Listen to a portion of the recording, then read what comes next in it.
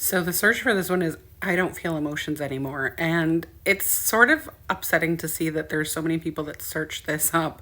But unfortunately, it is something that happens. And why people don't feel emotions, well, one of the reasons that it can be is it's a self defense mechanism. It's a protective mechanism. So something that you've gone through in the past, whether you're aware of it or not, was too much for you or not enough for you.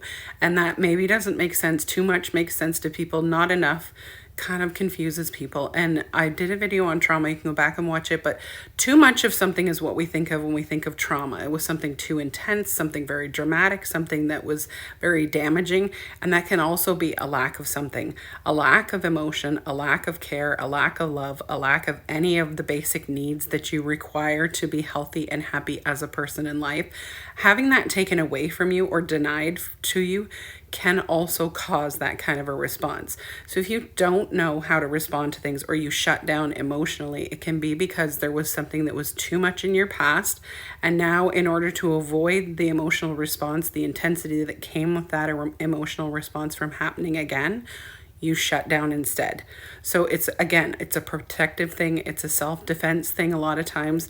And releasing some of that negative emotional energy you're carrying from the past that, again, you can be aware of or not aware of, can actually help you start to feel a little lighter, a little better, a little more open, and be able to process your emotional energy a little bit more positively. So you can start to understand the emotions that you do feel if they do start to come up.